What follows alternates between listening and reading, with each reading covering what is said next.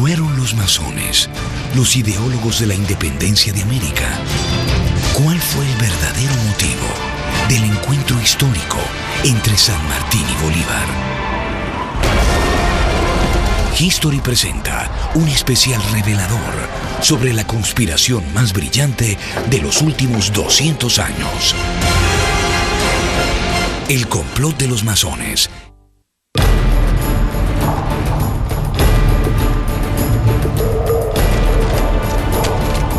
La libertad de América Latina aún guarda muchos secretos.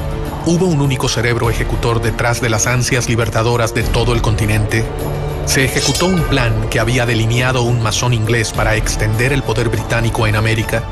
Los héroes del continente tuvieron que moverse sigilosamente, conspirando, buscando aliados y tomando decisiones que no todos podían llegar a comprender. ¿Cuánto tuvo que ver la masonería en este proceso?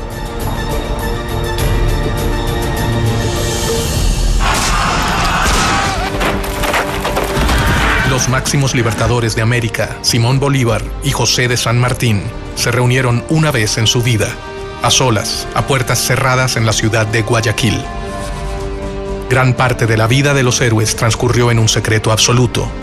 Sin embargo, nada es tan secreto como lo que ocurrió en aquella reunión. Se supone que discutieron los planes finales para la derrota de los españoles.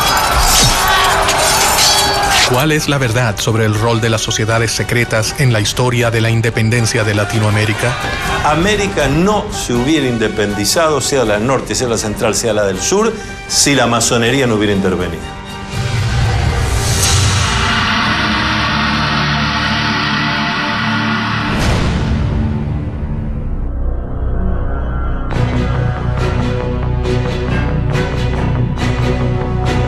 A lo largo de la historia, las sociedades secretas han manejado planes y alianzas ocultas para llevar a cabo sus objetivos.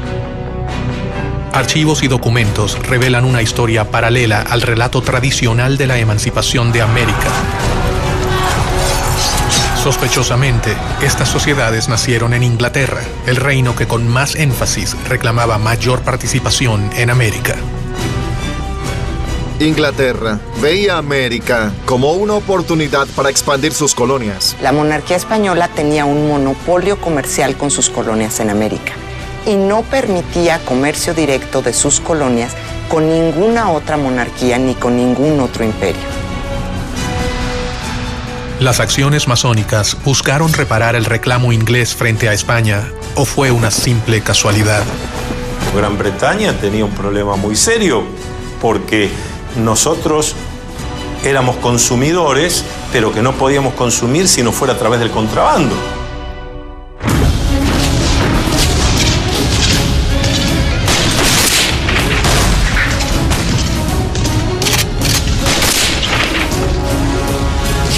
Después de las guerras napoleónicas, después de Waterloo, la economía inglesa está en una depresión y una recesión terrible, con altos niveles de desempleo, mucha disatisfacción, demostraciones populares, etc. Y la industria está como parada. Entonces, para Inglaterra, los puertos de las colonias españolas son extremadamente importantes.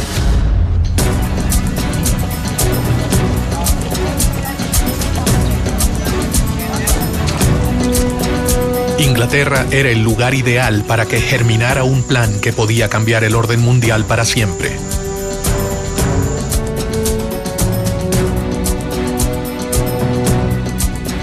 En este contexto, un venezolano conspiró contra el orden establecido.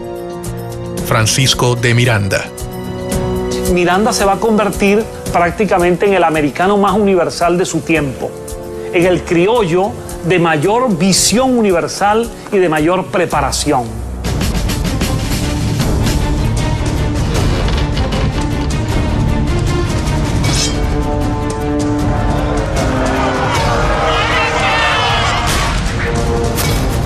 Tras haber vivido la independencia de los Estados Unidos y la Revolución Francesa, Miranda desarrolló una obsesión: que América Latina siguiera el mismo camino de emancipación. Él fue responsable de formar a los máximos líderes del continente, entre ellos a Simón Bolívar, José de San Martín y Bernardo de O'Higgins. Francisco de Miranda sabía que no se había embarcado en un plan sencillo, pero confió en el apoyo de sus hermanos masones.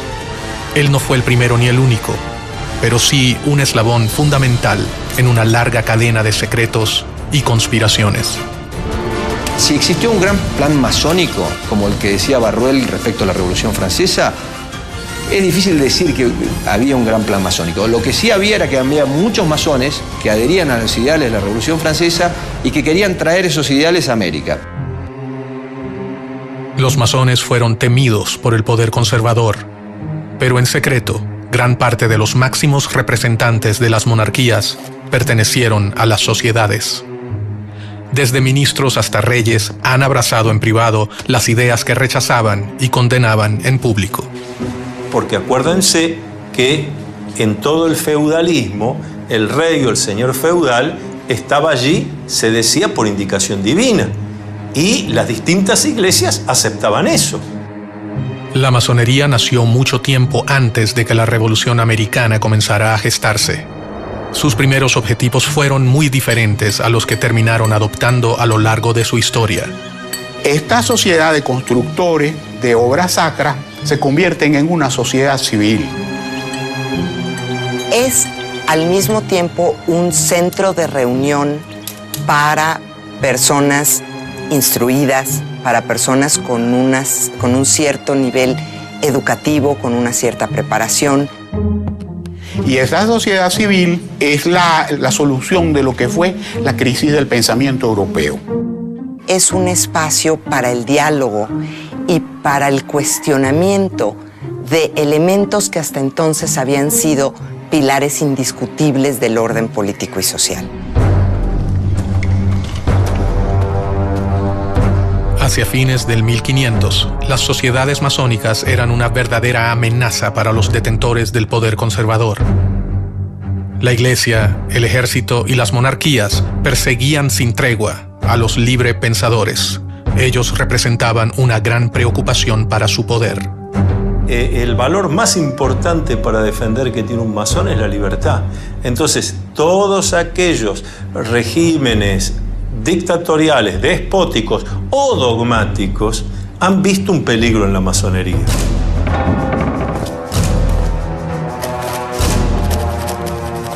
Clandestinamente, sin revelar sus verdaderas intenciones, los masones comenzaron a escalar posiciones en las estructuras tradicionales de poder. Los personajes políticos más importantes que se unen en la masonería lo hacen generando una especie de clientela política dentro de los masones y al mismo tiempo tratando de descubrir toda esta parte secreta, atractiva, interesante que proporciona la masonería. Fue en Inglaterra en donde las logias comenzaron a afianzarse en el poder, de la mano del rey Guillermo III. La masonería inglesa es una masonería simbólica, tiene solo 3 grados. Y los masones ingleses son hombres honorables, que no conspiran ni contra la religión ni contra el rey.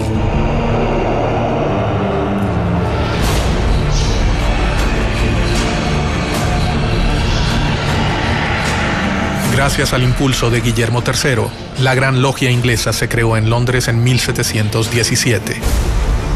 Ella sería fundamental para el resto de las sociedades. A partir de la Gran Logia Unida de Inglaterra aparece el libre y aceptado masón. Es decir, es el que se inicia en la orden, pero que ya no se va a ocupar de las construcciones externas, sino de una construcción interna, una construcción espiritual e intelectual. El poder de reclutamiento llegaría a niveles que los masones jamás habrían soñado. El rey inglés Guillermo III, fascinado por las nuevas ideas, se acercó personalmente a las sociedades masónicas y secretamente se unió a ellas. Se ha hecho mucha especulación sobre la condición masónica del rey. Realmente esa misma condición que de oficio, de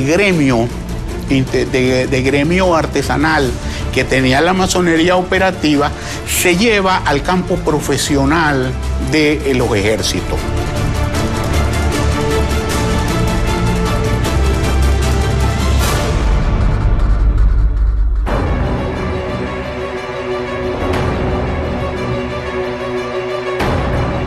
El accionar del rey inglés traería nuevos aires para la masonería europea.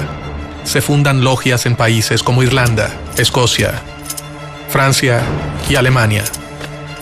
En 1726, la Gran Logia Inglesa abrió una sucursal en Gibraltar y en 1728 en Madrid y en Portugal, y al año siguiente en París. Pero la fascinación por las nuevas ideas no quedaría relegada a la corona británica. Años antes del comienzo de las luchas libertadoras en América, un hombre en la corte de España leyó una realidad de una manera totalmente innovadora y comenzó a idear planes para cambiar al mundo. Pedro Pablo Abarca de Bolea, el conde de Aranda.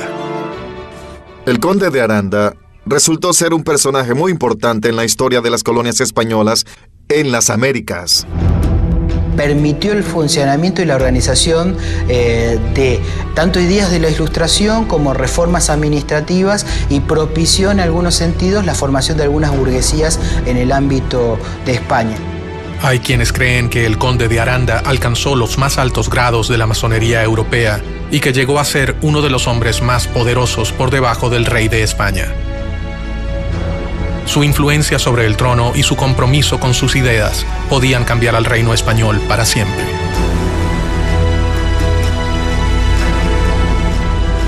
Con su consejo, es probable que hasta el propio rey Carlos III haya formado parte de la masonería española. Carlos III es el monarca que decide implantar lo que se conoce en la historia española como las reformas borbónicas. Las reformas que impulsó Carlos III afectaron a las colonias en cuanto a su administración, a la división geográfica y al rol que cumplía la Iglesia en aquella época. Una de las principales reformas borbónicas es limitar el poder de la Iglesia Católica en los territorios americanos y en la misma península. Si realmente existió un plan para que Inglaterra ganara ventaja en América, con la masonería implantada en la corte española, este acababa de comenzar. Un rey podía ser la pieza fundamental para acabar con el reino ibérico. Estaban a punto de sembrarse las semillas de un plan que podía acabar con el imperio español en América.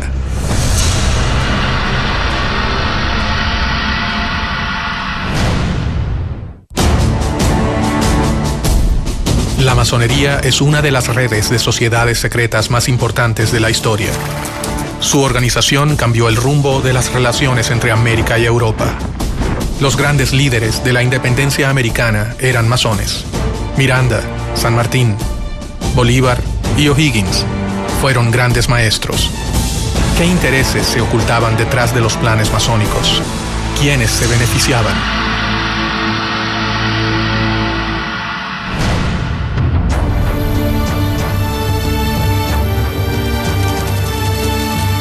En las cortes europeas para mediados del 1700, las ideas de libertad e igualdad habían ingresado gracias a los sigilosos planes de las sociedades secretas. Y sus miembros debían moverse con mucho cuidado para sobrevivir. Habían sido víctimas de crueles persecuciones en Europa. La masonería ha sido objeto de persecuciones extraordinarias. Y sin duda alguna, la forma logial de organizarse se presta para que este tipo de institución haya sido vista con recelo. Dentro del trono, el hombre de mayor confianza del rey Carlos III era masón. El conde de Aranda había logrado que sus ideas influenciaran a la corona, pero si era descubierto, perdería, además de sus cargos, su vida.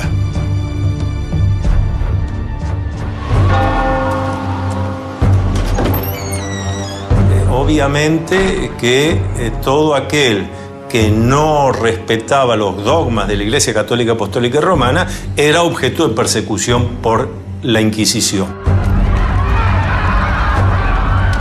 La Iglesia tenía para los masones, eso era las mismas causas de herejía o la podría ser hasta la hoguera.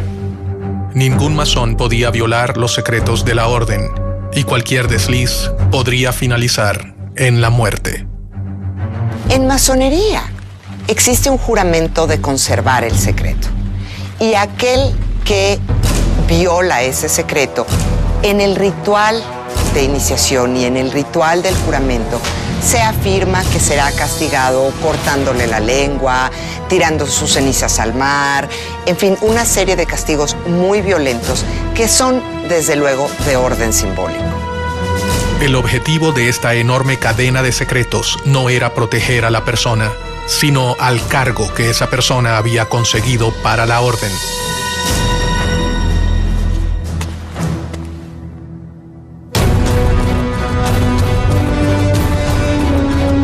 Bajo un gran secreto, el conde comenzó una lucha contra los poderes tradicionales. Todo hombre de poder tiene sus enemigos y el conde de Aranda no era la excepción. Tenía tantos enemigos dentro de la corte, como por ejemplo Manuel de Godoy, quien terminó ocupando su lugar, y enemigos obviamente en el exterior y dentro de la iglesia.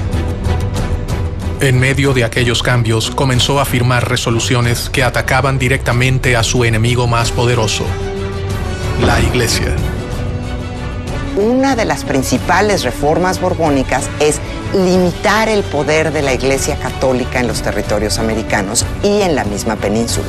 Por consiguiente, el conde de Aranda y muchos otros miembros de la corte y el rey Carlos III deciden hacer una serie de reformas como expulsar a los jesuitas de España y expulsar a los jesuitas de los territorios americanos españoles, de las colonias españolas, para limitar el poder de la Iglesia Católica. América era un lugar lejano y complejo. Allí se mezclaban los poderes otorgados a los virreyes con el poder de la Iglesia y las fuerzas extranjeras que buscaban beneficiarse, y los poderes que diferentes órdenes religiosas habían instaurado en el nuevo continente, especialmente los jesuitas. Ellos habían fundado ciudades, misiones y universidades, un gran ejército que respondería ante la voz de los seguidores de San Ignacio de Loyola.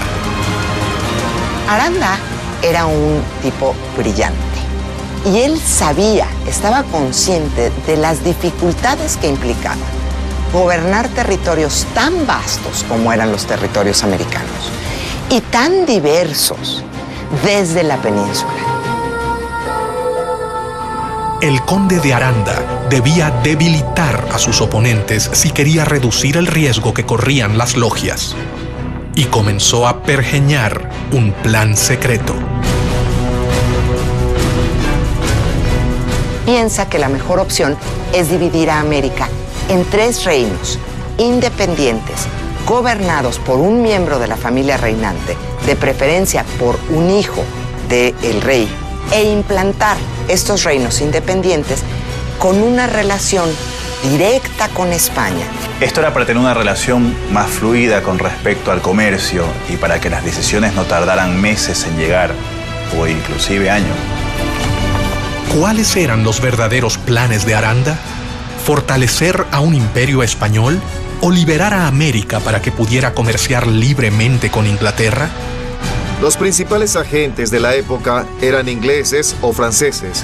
Por tanto, aprovecharse de la posición de poder a fin de alcanzar el objetivo no era para nada descabellado. Fueran cuales fueran las verdaderas intenciones del conde de Aranda, sus ideas tenían fuertes detractores. Debía minar el poder de sus adversarios para que sus planes pudieran concretarse.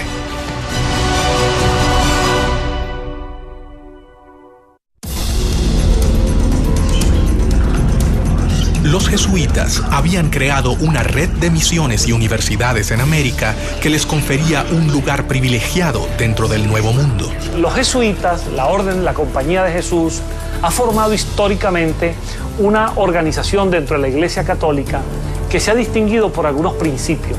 Es una orden religiosa con una especie de estructura jerárquica militar. La Compañía de Jesús se había arraigado con fuerza en las colonias españolas en América. Habían logrado organizar a los pueblos originarios y gozaba de respeto y apoyo. Ellos tendrían capacidad de reacción frente a cualquier intento de cambio. Ahí hay varias contraposiciones, ¿no? Porque tanto el Marqués de Pombal, primero en Portugal y luego Aranda en España, van a impulsar procesos de modernización dentro de las coronas que replanteaban los mecanismos de conquistas que tenían en América Latina. El conde de Aranda consideraba que los jesuitas jamás habrían aceptado sus propuestas sin pelear. Enfrentarse a su poderosa organización habría sido fatal, así que ideó un plan para lograr sus objetivos. Y esta fue una de las causas para que los criollos empezaran a sentirse violentados por la corona española, pues sintieron que no se respetaba el papel de una institución que para ellos había sido siempre tan importante como era la Compañía de Jesús.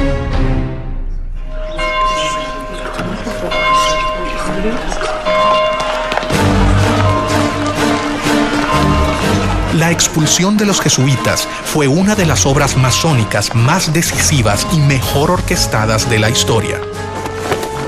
Un hecho que terminaría colaborando directamente con la independencia de las colonias americanas. ¿Cómo hacen para la expulsión de los jesuitas? Fue un plan coordinado de una manera extraordinaria. Ellos mandaron a todos los lugares donde había una congregación jesuita y asignaron la fecha para abrir los sobres. El conde de Aranda, gestor de esta acción, asestaba así un certero golpe al corazón de la iglesia. El plan que comenzaba a delinearse acabaría con el poderío del reino español.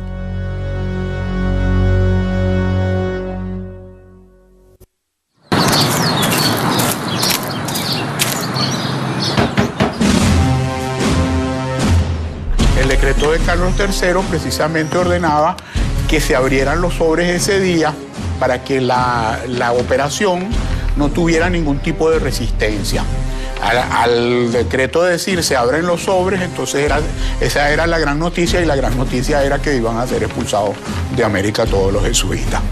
Pero en el momento que abrieron los sobres, esa fecha que se abrieron los sobres en toda América, en 24 horas estaban montados los jesuitas en los barcos y salían con destino al otro lado del Atlántico. Aranda había sentado las bases para terminar con las colonias españolas en América. Sin embargo, él nunca se imaginó que su plan se pudiera volver contra su propio reino. ¿O si lo sabía y todo fue un plan británico para poder obtener ventajas en las colonias americanas?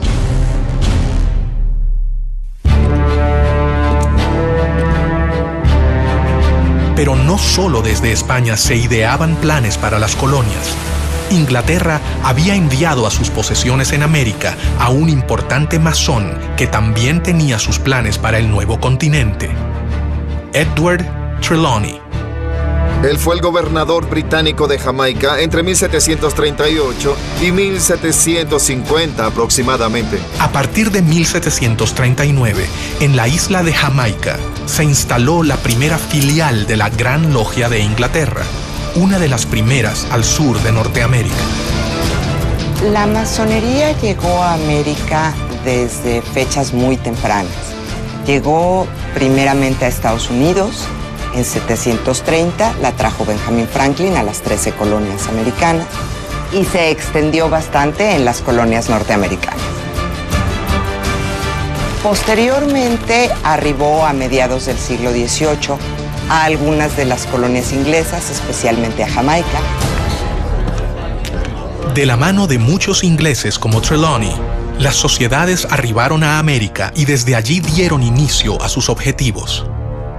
La masonería estaba fortalecida en Inglaterra, así que Londres sería el lugar perfecto para ejecutar cualquier tipo de conspiración que los favoreciera. Inglaterra nunca ha tenido en política exterior razones idealistas. Inglaterra ha tenido siempre intereses. Después de la independencia de sus colonias americanas, Inglaterra ve necesaria la exploración de nuevos horizontes. Trelawney tenía un plan que elaboró detalladamente durante los 15 años que gobernó la isla. España debía compartir los beneficios de las colonias de América con la corona británica. Trelawney creía que España no tenía los derechos comerciales exclusivos con América. La situación del monopolio comercial de España era completamente injusta. Él manejaba dos opciones: un plan de conquista que resultaba costoso y prácticamente imposible, o impulsar la independencia para las colonias españolas. Muchas veces se olvida el tema de que no se podría haber hecho todo lo que se hizo sin el financiamiento necesario.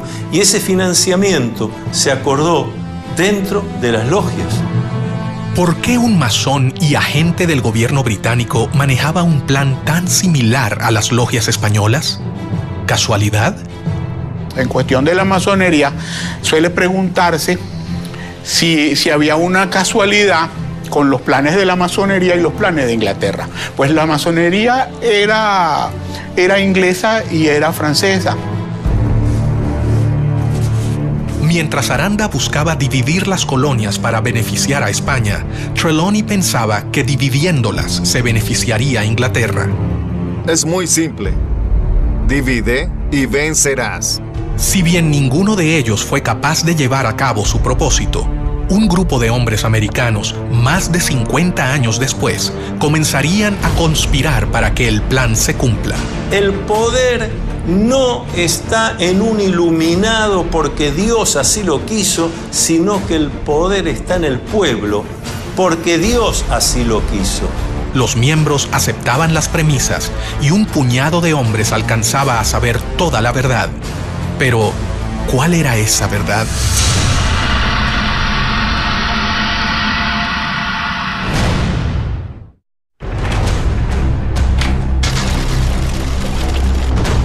Lentamente, las logias comenzaron a llegar a América Latina y los masones llevaban las primeras sociedades al nuevo continente.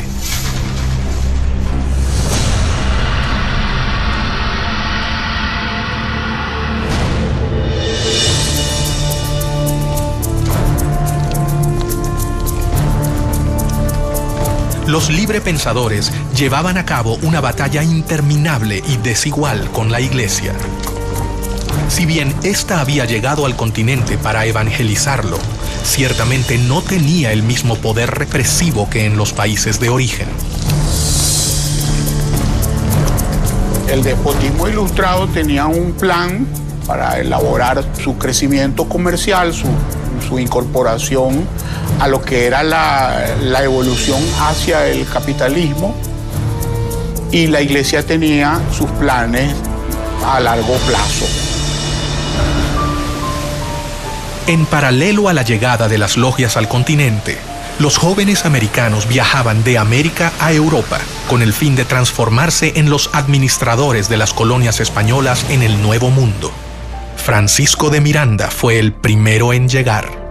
Unos años más tarde viajarían Bernardo de O'Higgins, José de San Martín, Simón Bolívar, Andrés Bello López, entre otros. Otra vez, el lugar de reunión de todos ellos sería Londres. ¿La corona británica estaba interesada en promover a los jóvenes americanos? Muchos de los jóvenes americanos se van a estudiar a Europa. Muchos de ellos también están buscando una educación más cercana a la Ilustración. Inglaterra siempre fue un lugar donde podían desarrollarse diferentes ideas. En Europa se encontraron con una realidad totalmente diferente a la que esperaban hallar. Están buscando una educación más cuestionadora, menos vinculada con la Iglesia, menos vinculada con el conocimiento tradicional. Y es en Inglaterra en donde hay un foco cultural, social, político, donde se está gestando el seno de este pensamiento ilustrado. Los jóvenes que partieron con el fin de realizar estudios formales terminaron convirtiéndose en los héroes de la independencia o en las manos operativas de un plan que había comenzado a forjarse antes de sus propios nacimientos. Casi se podría decir que Inglaterra funcionó con esta fórmula. Inglaterra le brindaba apoyo a Miranda.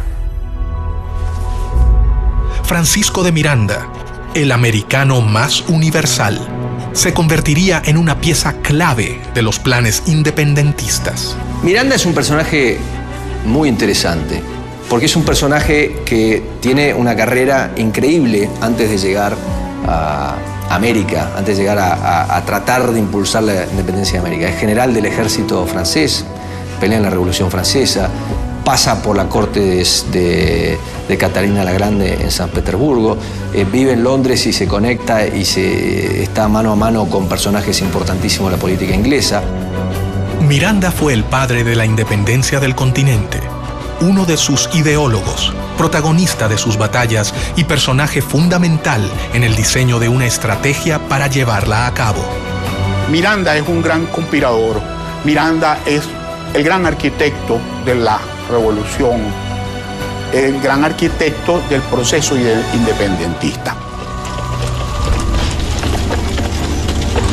Miranda viajó hacia España en 1771, donde su vida cambiaría para siempre, y con ella el futuro de todo un continente. Sus contactos con la masonería le permite vincularse a Inglaterra para después convencer y sumarse con ciertas masones que estaban convencidos de que era necesario un proceso de emancipación para propiciar el libre comercio contra España. Ya en Europa, el joven Miranda comenzó su carrera militar para obtener el cargo de capitán en el ejército. Lo que hay que decir de Francisco de Miranda es que es un esclarecido. Es una persona con una mente brillante que comprende la importancia del lugar y del momento para empezar a desarrollar ese germen de libertad que es darle a América hispanoparlante la libertad de España. Paralelamente, se deslumbró con las nuevas ideas que se estaban gestando en el viejo continente. Miranda fue un político, un militar, un diplomático, un escritor, pero ante todo fue un gran humanista. Comenzó a armar su propia biblioteca, adquiriendo las obras de los pensadores más importantes de la época, lo que más tarde le traería innumerables problemas. Miranda, allí en España, se había interesado en la lectura de obras prohibidas, tipo político, filosófico, obras de los enciclopedistas, de los ilustrados, y la Inquisición estaba muy pendiente de las personas como él que leían estas obras. Poco a poco, Francisco de Miranda comenzó a forjarse un nombre, pero una acusación cambiaría el rumbo de su vida para siempre.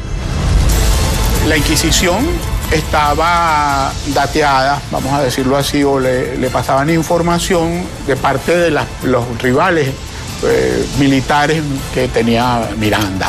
Se le acusaba de tener libros prohibidos y por eso tuvo que prácticamente venirse con Cajigal. Cajigal hace una jugada que le permite a Miranda escapar de la Inquisición.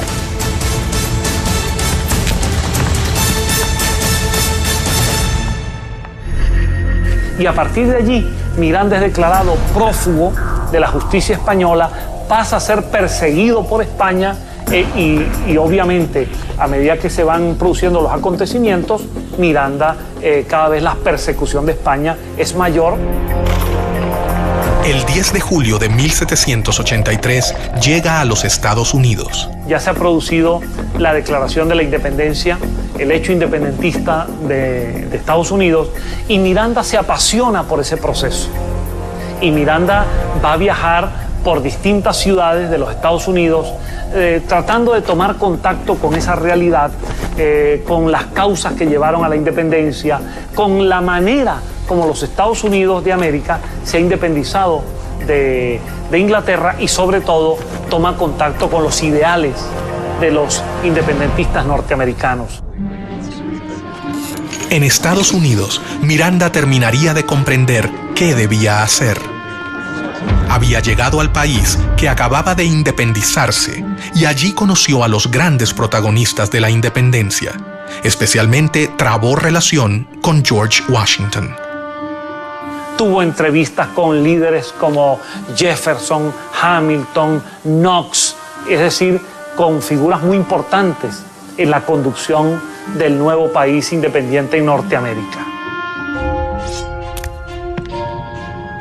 No se sabe exactamente dónde se inició el general Francisco de Miranda como masón.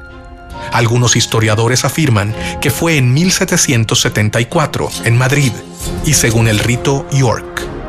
Otros dicen que fue iniciado por el mismo George Washington en la Logia de Virginia. Muchos historiadores se preguntan cómo era posible que este joven, nacido en Caracas, de ascendencia isleña, canaria, que empezaba a ser perseguido por España, pudiese ser recibido en los Estados Unidos por el presidente de la nación y por los principales líderes de esa nación. De allí nace, entre muchos historiadores, la posibilidad de que Miranda en esa relación haya estado apoyado por la masonería. Su futuro comenzaba a dibujarse. El hombre que había servido al ejército español alrededor del mundo estaba por transformarse en la pieza clave para que perdieran sus colonias en América. Debajo de la mesa, alguien estaba poniendo en marcha los planes elaborados por el conde de Aranda y Trelawney, el viejo gobernador de Jamaica. La idea era separarse de España y de alguna manera seguir el modelo republicano que ya se había establecido en Estados Unidos. Miranda se ha convertido en masón, comenzando así a conocer las ideas más revolucionarias de la época. Ha vivido la independencia norteamericana de cerca, haciéndose eco de los ideales revolucionarios. Ha sido acusado por el país por el que arriesgó su vida y ahora mira hacia su continente. El futuro héroe de la revolución comenzó a desarrollar cada vez más sus planes para independizar a América, pero sabía que no podía hacerlo solo.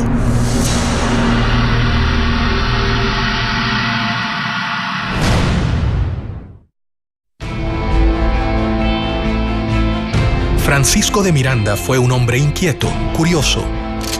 Sus múltiples misiones y su vida aventurera lo llevaron a convertirse en masón, donde sus ideas políticas cambiarían para siempre.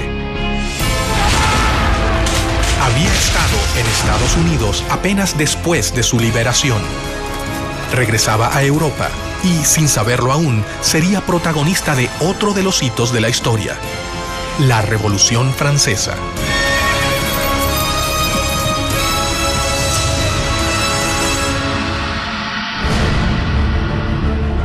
En su afán por independizar a América Latina de España, en diciembre de 1784, Miranda partió de Boston a Londres y de allí viajó por varios países de Europa. Su idea era conseguir el apoyo inglés para comenzar el proceso independentista de América Latina.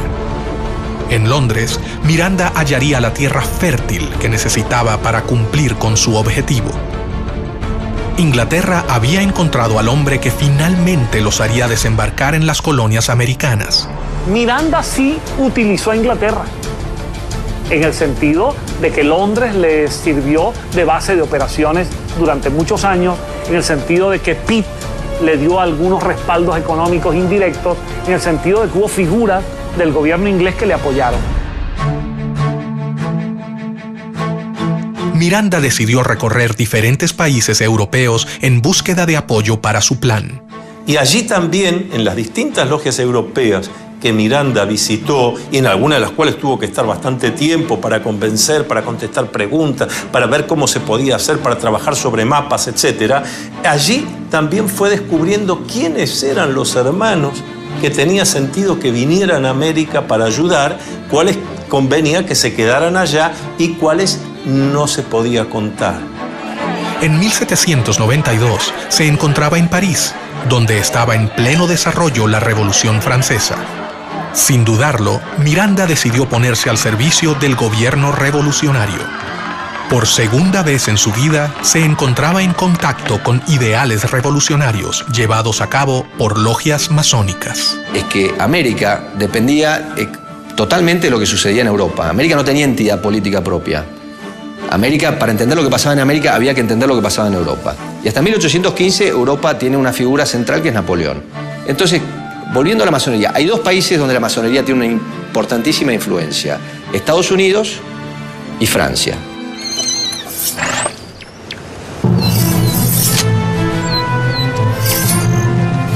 La Asamblea Legislativa, el gobierno francés en la época, lo destinó a Bélgica y Holanda para defender a la Francia revolucionaria del ataque de los ejércitos absolutistas. En aquellas tierras demostró su talento como militar y su enorme valor por defender los ideales revolucionarios. Francisco de Miranda entra con un contrato de mariscal de campo y entra en un momento donde los girondinos están tomando parte activa en este proceso. Es muy interesante porque el sector al cual Miranda está vinculado es al de los girondinos, y en Caracas se le acusaba más tarde de jacobino. Gracias a su aporte en Francia, Miranda se convirtió en el único latinoamericano cuyo nombre figura en el Arco del Triunfo.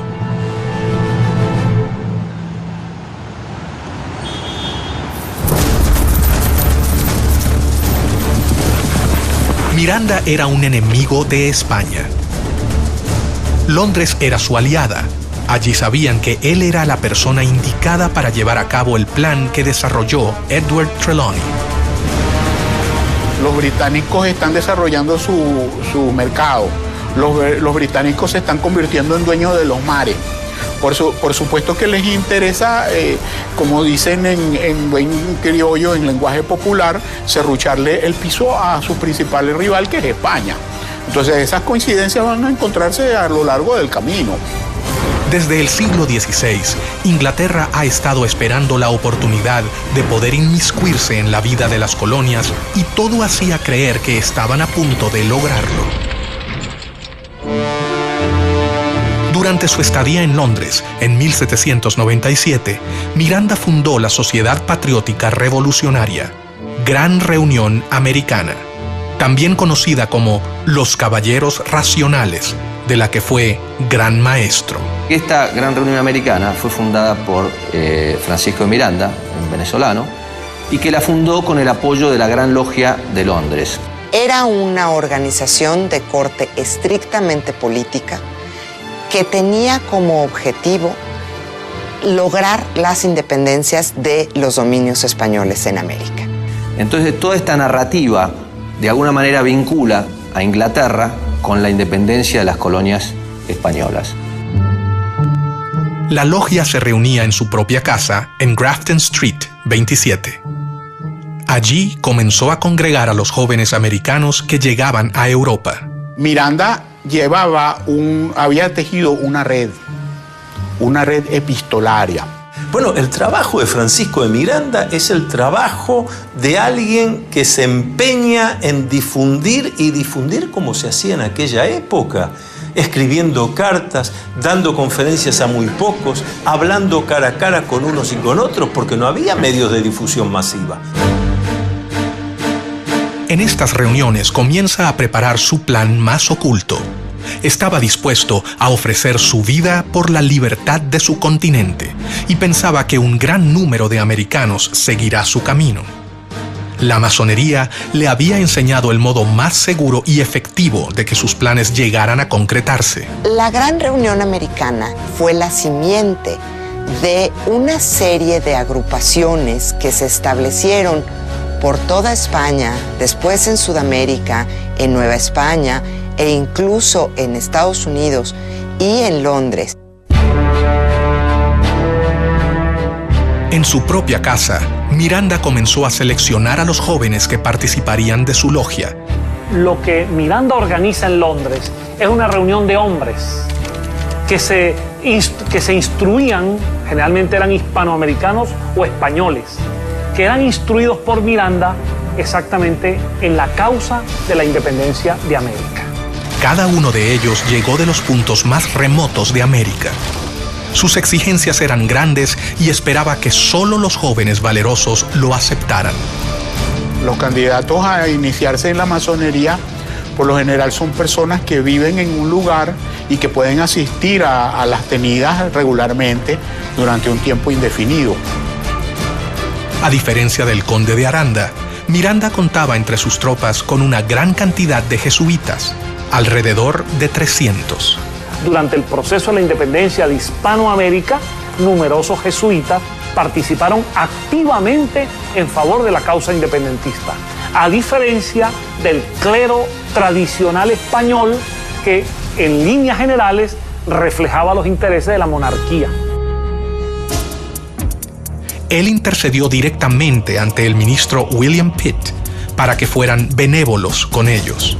Cuando algunos jesuitas fueron capturados dentro de los conflictos entre Inglaterra y España, algunos de esos jesuitas eran mirandinos, eran favorables a la causa de Miranda, y Miranda intervino ante Pitt para que los liberara.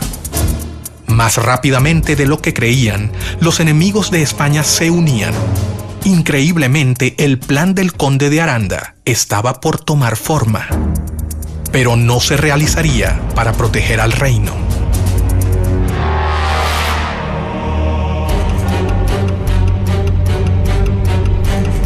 Francisco de Miranda sabía que la elección de los postulantes sería determinante para sus planes. Ellos tenían que ser líderes, comprometidos, fuertes y por sobre todo tenían que abrazar su causa y la masonería. No podía exponerse a que sus planes quedaran expuestos. Miranda había redactado un juramento, tal cual se hace en las logias masónicas.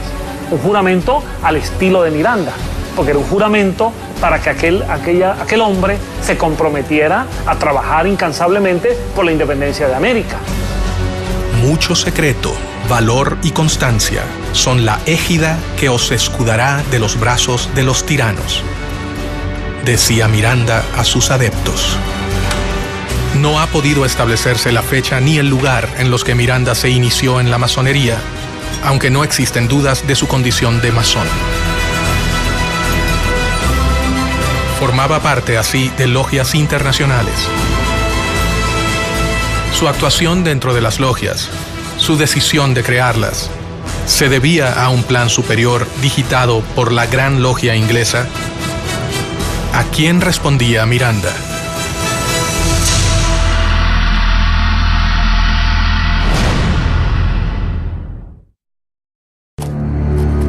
Lentamente, Miranda se acercaba a sus objetivos.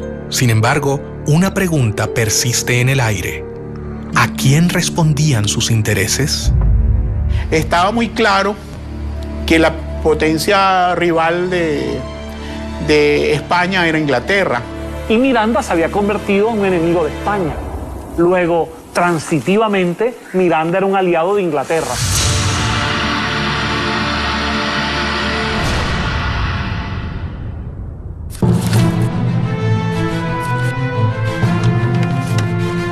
Casualidad o no, el plan elaborado por Miranda y las logias parecía responder palmo a palmo al plan creado cerca de medio siglo antes por otro masón, perteneciente a la Gran Logia de Inglaterra, el gobernador de Jamaica, Edward Trelawney.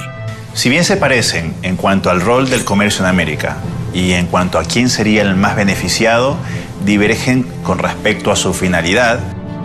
A diferencia de Trelawney y del conde de Aranda, Miranda puso en práctica lo que otros solo habían pensado.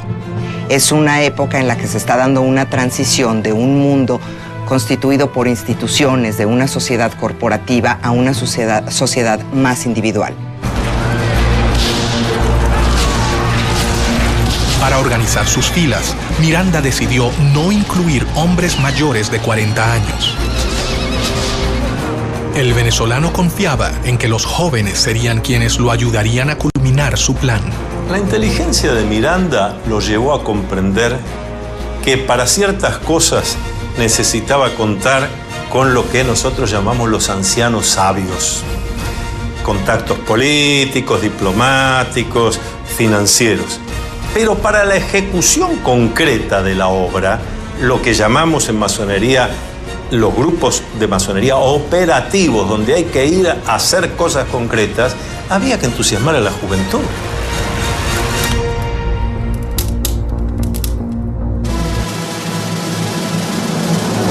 Poco a poco, un plan se hacía evidente. Los intentos de Inglaterra por invadir las colonias americanas fallaban. Solo quedaba la oportunidad de la conspiración a través de las logias conformadas por los mismos americanos. Recordemos que al mismo tiempo Inglaterra siempre estaba intentando cualquier tipo de invasión de las colonias americanas. E Inglaterra poco a poco intentaba sustraer algunos territorios dentro de esa vasta expansión continental que era Hispanoamérica. Era como una obsesión de adueñarse de nuevas tierras. Las diferentes logias mirandistas que se habían creado en Europa comenzaron a trabajar en pos de la emancipación de América. La logia más decisiva en la liberación del continente fue la logia Lautaro. Las logias Lautaro empiezan con una logia madre establecida en Sudamérica. Se considera, pero no hay certeza, que quien establece esta logia madre fue José de San Martín. Se nos ha preguntado muchas veces sobre si esas logias funcionaban igual que cualquier otra logia masónica. Sí en cuanto a los rituales, sí en cuanto a que tenían palabras, toques, secretos para identificarse, pero exclusivamente dedicadas al análisis de cómo se iba a conseguir la independencia de la corona española. Bernardo de O'Higgins y José de San Martín, sin dudas, fueron los dos hombres fundamentales para el funcionamiento de la logia. Para afiliarse a Lautaro, había que ser americano y jurar luchar por la independencia. Su lema era unión, fuerza y virtud, y en las comunicaciones usaban el símbolo masónico OO. Y sigue la misma estructura de los caballeros racionales, copiando la estructura masónica, con miembros que eran masones, como Carlos Alvear, y que establecen una logia principal que se convierte en la Gran Logia. Miranda se había asegurado de reclutar a los jóvenes americanos más prominentes que se encontraban en Europa. El sistema masónico aseguraba protección, anonimato y sobre todo la posibilidad de complotar en las sombras contra el poder establecido.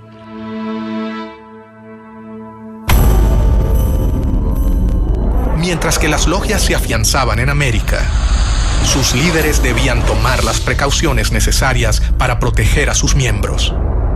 La clave de la supervivencia se encontraba en sus intrincadas estructuras, su complejo modo de ingreso y su compromiso de silencio. Las logias que operaban aquí practicaban rituales masónicos que tenían que ver más que nada con el sistema de grados. Según el grado que cada hermano tenía dentro de la logia, era el conocimiento de la parte del plan que tenía. El ascenso del grado tiene que ver con la lealtad que hayas demostrado a la causa de la independencia o a la causa de los gobiernos independientes. Las logias Lautaro tienen solamente 5 grados y el último grado está destinado para los líderes militares, que son aquellos que van a controlar, que son aquellos que van a llevar el mando de las armas en las independencias y después, mediante las armas, van a sostener los gobiernos independientes recién establecidos. Ninguno tenía todo el plan. De manera tal que si alguno de los hermanos hubiera caído en manos del enemigo y bajo tortura se hubiera visto obligado a revelar algún secreto, el secreto que revelaba era apenas un trocito de la totalidad.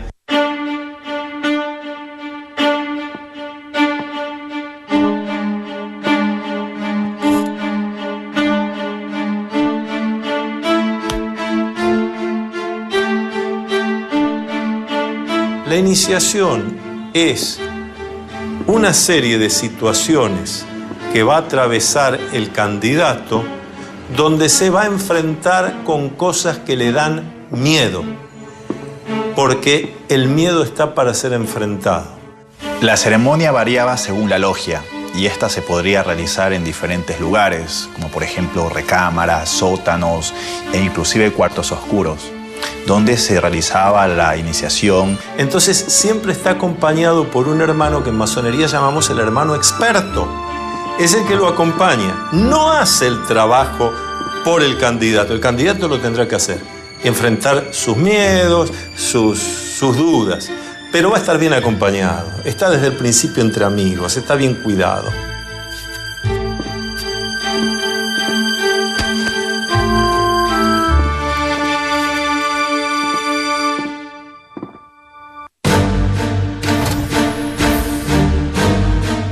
los primeros en unirse a la logia fue Bernardo de O'Higgins. O'Higgins era hijo natural de Ambrosio O'Higgins, virrey del Perú. José de San Martín, O'Higgins, Simón Bolívar y tantos otros masones han recibido la influencia de Miranda de una manera muy concreta, muy positiva, porque son los que después llevan a la práctica con las armas la posibilidad de lograr países democráticos en América. A los 15 años fue enviado a estudiar a Londres y allí conoció a Miranda. Miranda le inculca a O'Higgins, a través del diálogo, a través de la lectura, dos cosas fundamentales: ideas de libertad y espíritu de lucha, para lo cual Miranda llega a convertirse en un completo maestro para O'Higgins. En 1801, Miranda le encomendó a O'Higgins que fundara una logia Lautaro de caballeros racionales en Cádiz. Hay 3 documentos importantes sobre la Sociedad de Caballeros Racionales y esos documentos de alguna manera nos dan algunas pautas de lo que pudo haber sido esta sociedad, qué vinculación tuvo con la masonería y qué vinculación tuvo con la logia Lautaro. Miranda le escribió un texto que concluía: «Leed este papel todos los días durante vuestra navegación y destruidlo enseguida. No olvidéis ni la Inquisición, ni sus espías, ni sus sótanos, ni sus suplicios». En logias como las lautarinas, los secretos eran más imprescindibles, porque ahí había una guerra. Entonces, en medio de una guerra había necesarios los secretos, la inteligencia, la contrainteligencia. La logia comenzaba a convocar a los jóvenes más prometedores del continente, quienes estaban unidos entre sí por un lazo mucho más grande que el de la voluntad política. Ellos compartían todo un sistema secreto de fraternidad y solidaridad que habían comenzado a completar con un solo objetivo: terminar el dominio español en el continente.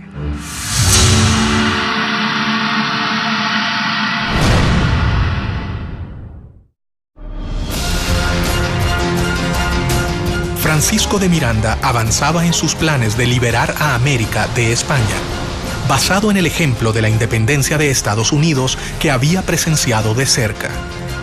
Para hacerlo, reclutó a los jóvenes más prometedores de las colonias. Había logrado sumar a su logia nada menos que al hijo del virrey del Perú, Bernardo de O'Higgins.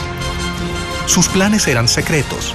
Pocos sabían cuáles eran sus intenciones. Las verdades de la logia solo eran reveladas en los cargos más altos.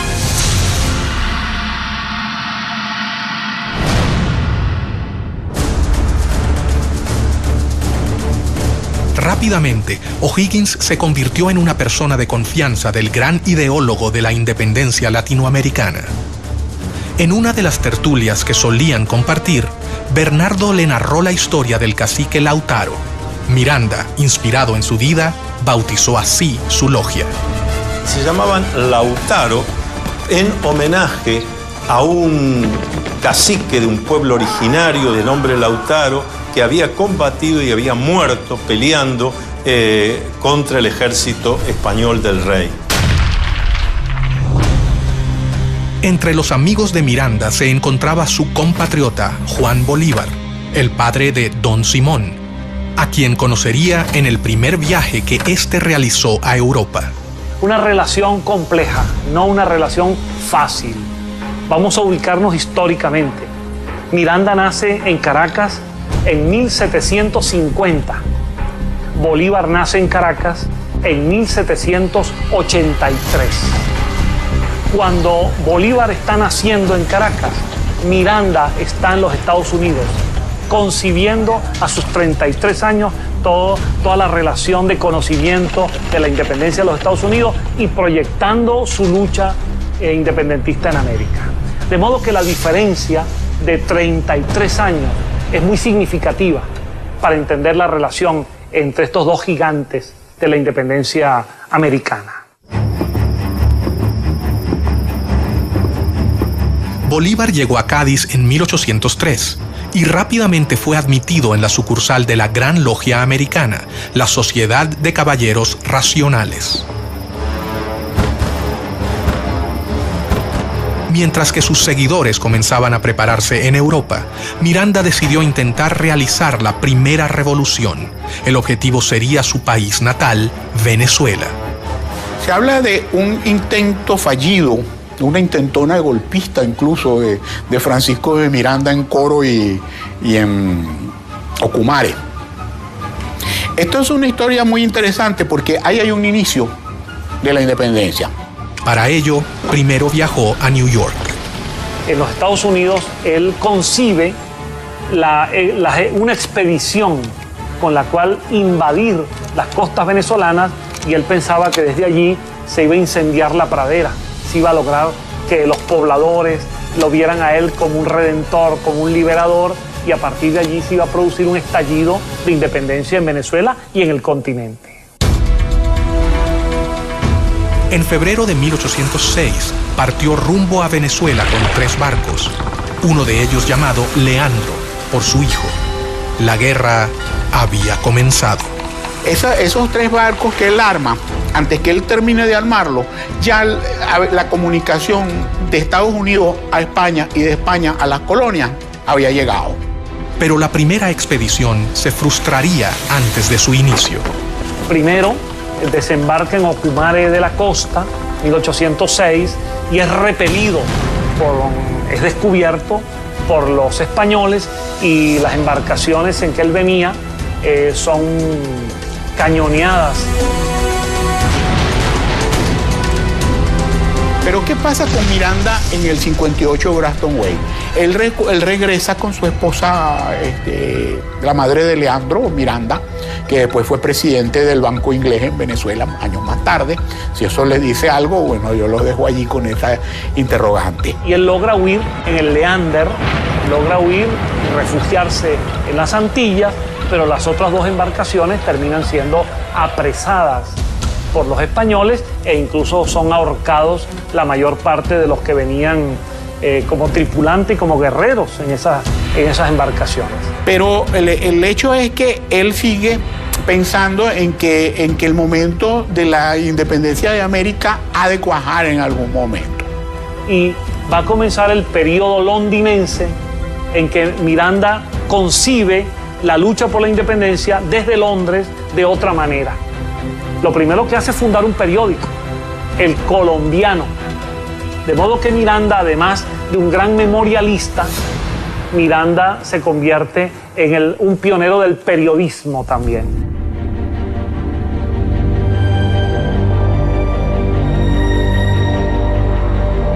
En 1806, Bolívar recibió el grado 3º, o maestro, en la logia simbólica London número 5 de Inglaterra. En 1810, en Londres, Miranda le confirió el supremo grado de iniciación en la Gran Logia Americana y juntos fundaron la Logia Protectora de las Virtudes número 1 en el oriente de Barcelona, Venezuela. Bolívar estaba totalmente convencido de que todos debían dar su vida por la causa americana. Simón Bolívar también va a ser una figura clave en el proceso emancipatorio del norte y de hecho también después va a tener contraposiciones y discusiones con los masones porque va a terminar prohibiendo el funcionamiento de la masonería en Colombia, sabiendo que después también los masones podían conspirar contra él. Convencido de sus planes de liberación del continente y de que el complot secreto era la mejor manera de lograrlo, Miranda continuó reclutando miembros para su causa. Uno de ellos fue José de San Martín, gestor de la independencia de Argentina, Chile y Perú. San Martín llegó a Londres 10 años después de que partiera O'Higgins. Algunos historiadores señalan que el paso de San Martín por Inglaterra es muy significativo, porque es precisamente allí en donde él se reúne con intelectuales, con políticos, para discutir el tema de la independencia de las colonias. Durante la campaña había conocido a Lord Macduff, un noble escocés que lo introdujo en el mundo masón en general y en la causa americana impulsada por Miranda.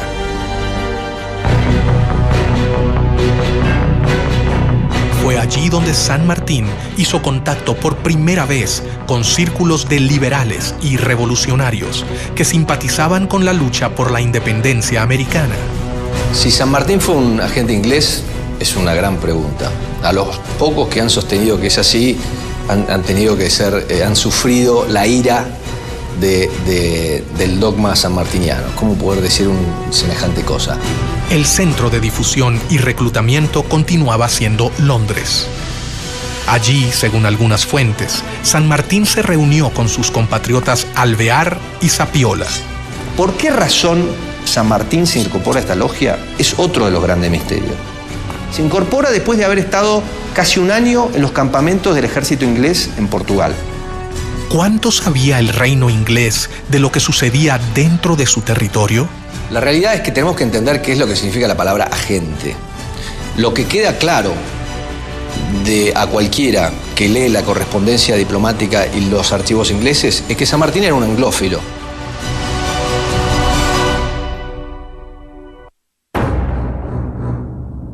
Miranda sabía que había logrado dar el primer paso.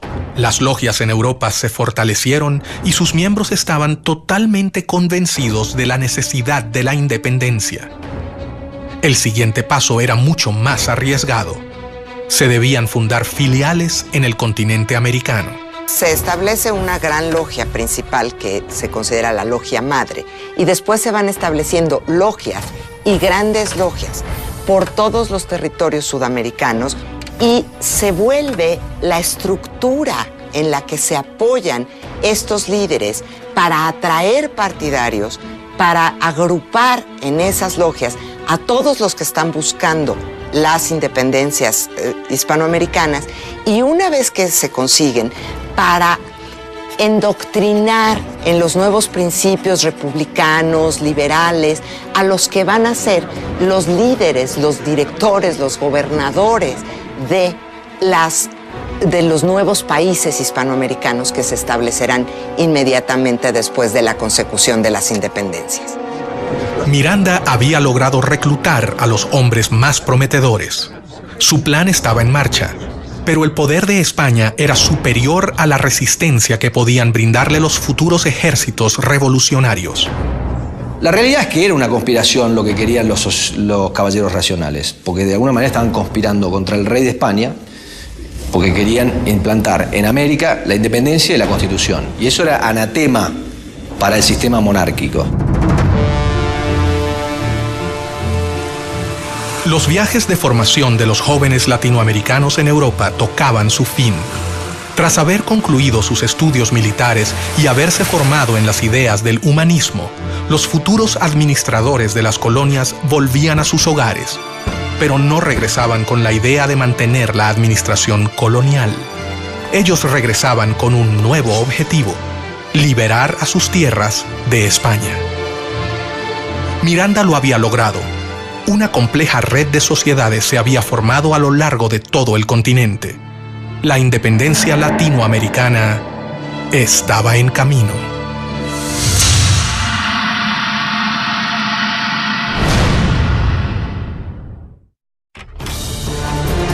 El conde de Aranda había allanado el terreno con la expulsión de los jesuitas.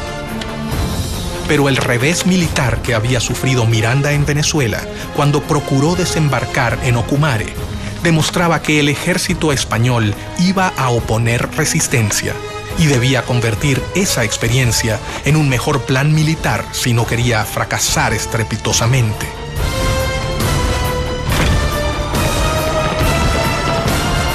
La Francia post-revolucionaria iba a crear una ventana de oportunidad única. ¿Estarían Miranda, San Martín, Bolívar y O'Higgins a la altura del desafío?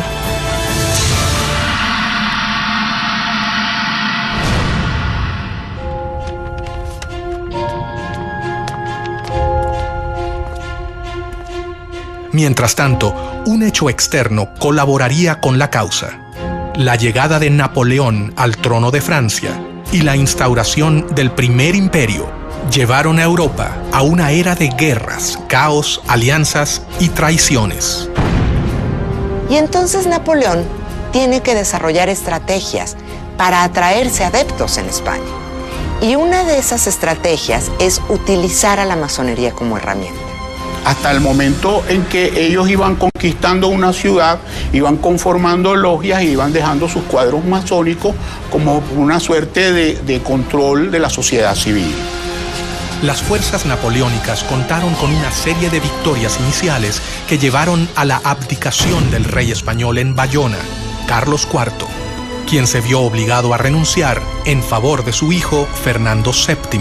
Napoleón crea su propia masonería, que es conocida como masonería bonapartista.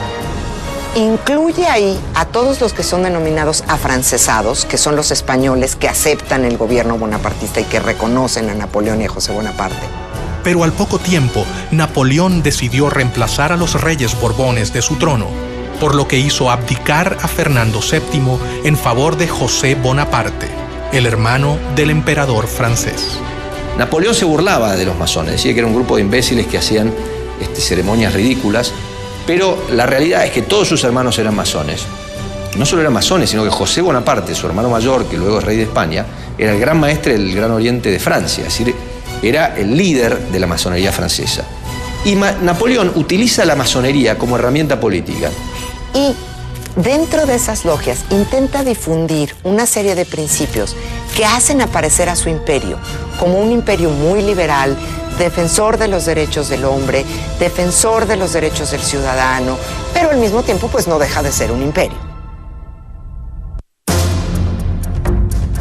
Mientras Europa vivía convulsionada, las logias masónicas entendían que era el momento de actuar. Las sociedades americanas vieron con preocupación la invasión francesa sobre la madre patria. Entonces es en 1808 cuando se rompe la legitimidad y cuando la posibilidad de las independencias se presenta, porque el monarca que está ahí no es el monarca legítimo, no es el monarca reconocido. Miranda instó a sus hombres. El momento había llegado. De modo que en esos azares estaba Miranda en el medio. Miranda con su interés colocado en la independencia de Hispanoamérica.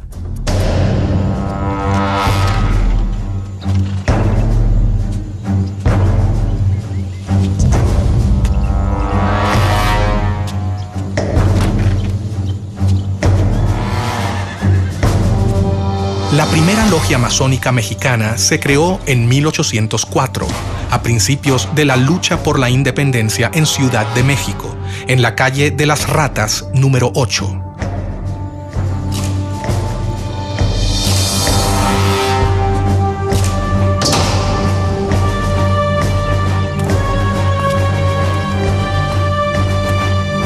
Una masonería muy poderosa, muy extendida, que produjo una enorme influencia en toda la política de México y del resto de América Central hasta la actualidad. Los masones mexicanos fueron los primeros en entrar en acción. En 1810, Querétaro era el principal centro de la conspiración para llevar a cabo la independencia política del país. Bajo el disfraz de saraos y reuniones literarias, los conspiradores se reunían en esa ciudad. A estas reuniones, auspiciadas por la corregidora Josefa Ortiz de Domínguez, concurrían distinguidos queretanos, así como los capitanes Ignacio Allende, Juan Aldama y los hermanos Epigmenio y Emeterio González. También asistía a ellas secretamente el cura de la parroquia de Dolores, Miguel Hidalgo y Costilla. Cuando ya se había fijado la fecha para el levantamiento, varias denuncias pusieron sobre aviso a las autoridades españolas y éstas procedieron rápidamente a sofocar el movimiento, cayendo sobre las casas de los conspiradores para encarcelarlos. Sin embargo, no pudieron contra ellos y el 16 de septiembre fue declarada la Independencia Nacional de México.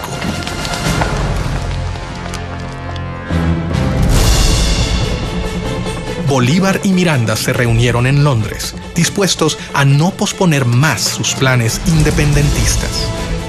De hecho, el joven Bolívar toma la iniciativa, no autorizada por la Junta de Caracas, de invitar a Miranda a volver a Caracas. Bolívar partió de Londres rumbo a La Guaira, donde llegó en diciembre de 1810. Pocos días después, también llegó a La Guaira Francisco de Miranda. Cuando Bolívar retorna a Caracas, Miranda por discreción toma una embarcación una semana después. Y Miranda llega a finales del año 1810 a Caracas, una semana después que Bolívar ha llegado. Miranda volvió a Venezuela a instancias de Bolívar, que había comenzado las guerras por la independencia. Los acontecimientos se precipitan en Caracas. El 5 de julio de 1811, el Congreso de Venezuela se firma el acta de la independencia, se declara entonces formalmente lo que ya casi venía desde el año anterior y se firma la independencia de Venezuela. Para ese acto de la independencia, Miranda es diputado y firma el acta de la independencia.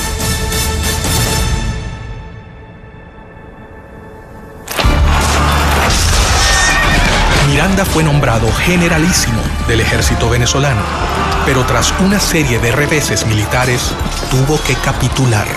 Una de las causas que han forzado a Miranda a capitular es la pérdida de Puerto Cabello, que era la primera plaza militar de Venezuela.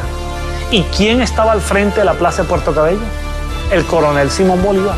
Miranda y otros 400 patriotas a los que al capitular se les había prometido la posibilidad de exiliarse, fueron apresados. Fue tomado prisionero por un grupo de oficiales venezolanos, entre ellos Simón Bolívar.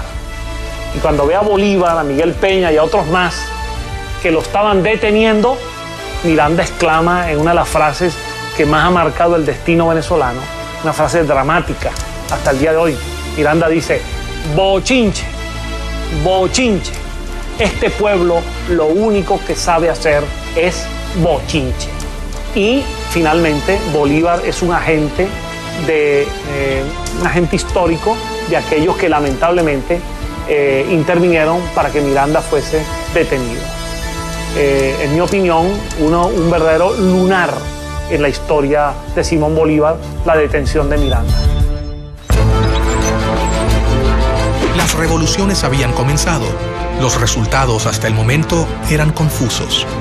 El plan había sido preparado paciente y ordenadamente. Los masones no podían contar con un mejor contexto para ejecutar sus planes de independencia. América era un reguero de pólvora que quedaba a 10.000 kilómetros de la metrópoli que la dominaba desde hacía casi 3 siglos. De hecho, las logias masónicas permitieron resguardar este funcionamiento para permitir organizar y libertar a América dentro de un gobierno que era opresivo. Los masones habían cambiado definitivamente los libros y sus reuniones por las armas. Era el momento de la acción.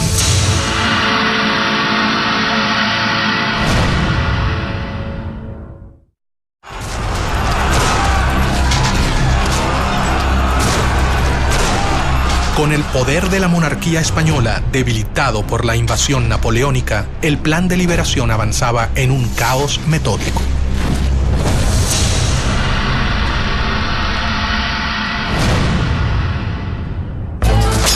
Dos caudillos se destacan en los ejércitos libertadores, 2 discípulos de Francisco de Miranda, José de San Martín, quien desde el Río de la Plata sube hacia el norte, y Simón Bolívar, que lleva la revolución en sentido inverso, desde Venezuela.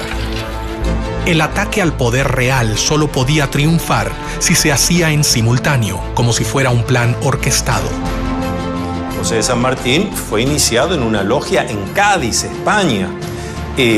Desarrolló toda su carrera masónica hasta llegar al grado de maestro masón, porque él había hecho un juramento. Como militar, él había jurado defender al rey de España y a lo que el rey de España dispusiera. Y ahí se ve la grandeza masónica de San Martín, que a pesar de en ese momento ser atacado por muchos de los que hasta ese momento habían sido sus compañeros, él decide ponerse por encima y hacer lo que había que hacer. El cónsul norteamericano en Buenos Aires, a principios de 1819, dice claramente: hasta ahora, el principal aliado de Inglaterra en esta parte del mundo es San Martín. De hecho, hay cartas del cónsul inglés en Buenos Aires, Robert Staples, en el año 1817, en donde se reúne con San Martín y San Martín le dice que San Martín le pide que Inglaterra le haga llegar a él en privado sus puntos de vista de cómo tiene que seguir el tema de la revolución. Pero Fernando VII logró regresar a su trono y cuando lo hizo, consciente del poder de las logias, instaló nuevamente el régimen absolutista. Persiguió el constitucionalismo, el liberalismo y la masonería, a los que reprimió con la policía y la Inquisición. Pero la batalla estaba prácticamente perdida. Primero, cuando decían vamos a fernandear, en cierta medida lo que estaban diciendo es vamos a generar una monarquía constitucional, que en algunos casos era llegar a simplemente constituir un mecanismo de gobierno del pueblo, pero todavía respondiendo a un monarca o algunas organizaciones centrales. El proceso de independencia encontraba escollos. Las diferencias entre sus actores crecían. Todo parecía indicar que era más sencillo ponerse de acuerdo en liberar a América Latina de España que en sentar las bases de un nuevo tipo de sistema de gobierno.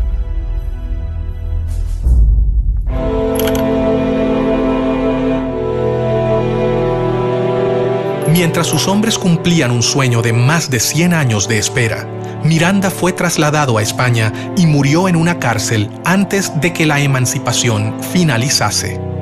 El venezolano murió solo, pero sus ideas ya parecían ser realidad.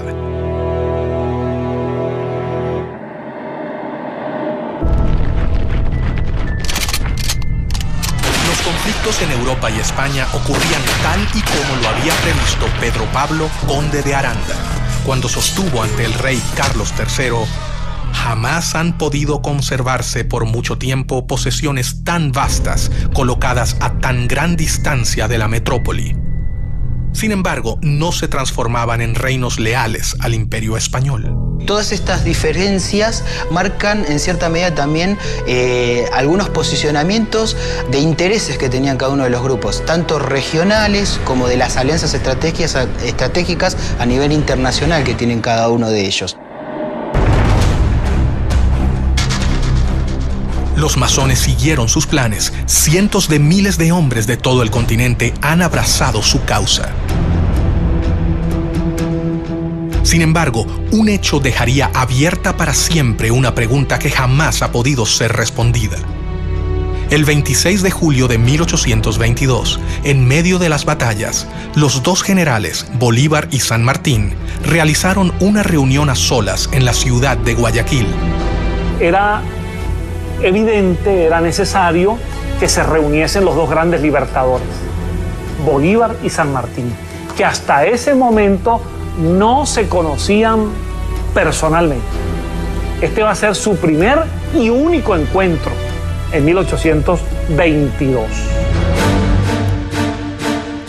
Ellos conversaron y esas palabras que nadie jamás supo cambiarán la historia del continente. ¿Qué ha pasado ahí? ¿Qué ocurrió? Se ha especulado mucho, pero no lo sabemos. Pero no lo sabemos precisamente porque como buenos masones conocían todos los secretos y algo los lleva a tomar esas decisiones. Bajo una de las versiones más popularizadas, por ejemplo, en la Argentina, la influencia inglesa fue bastante nefasta y de alguna manera impidió que San Martín terminara su tarea liberadora y que de alguna manera lo forzó a retirarse de América en su entrevista con Bolívar. Tras conversar a solas, los hombres se despidieron. Pero al salir, la realidad había cambiado. Bolívar finalizaría la gesta independentista. San Martín se retiraría a Europa.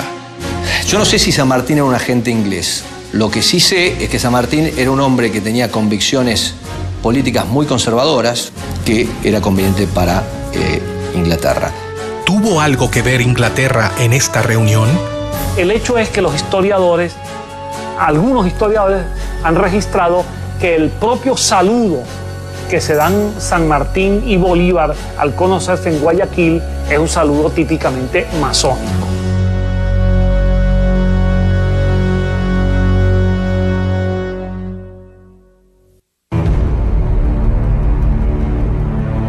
Nunca se sabrá hasta dónde Inglaterra colaboró con la independencia de América, pero sí es un hecho que los héroes de la emancipación supieron cómo canalizar los conflictos políticos de la época utilizándolos a su favor.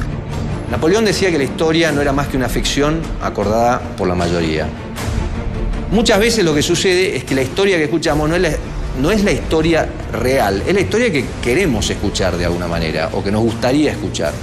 Entonces, con la masonería siempre hay un tema, porque en la explicación o en la versión oficial de la historia de la Gran Reunión Americana, inevitablemente se vincula a la Gran Reunión Americana con Inglaterra y a Inglaterra, a su vez, con el proceso de la independencia. El plan de Trelawney, la recomendación del conde de Aranda y el sueño de Miranda lograba ser concretado por estos jóvenes que cumplieron con sus promesas hasta el final: liberar al continente americano. Yo te puedo decir que la independencia de toda América, América del Norte, América Central y América del Sur, es el resultado del trabajo de los masones en sus logias y de un plan masónico universal.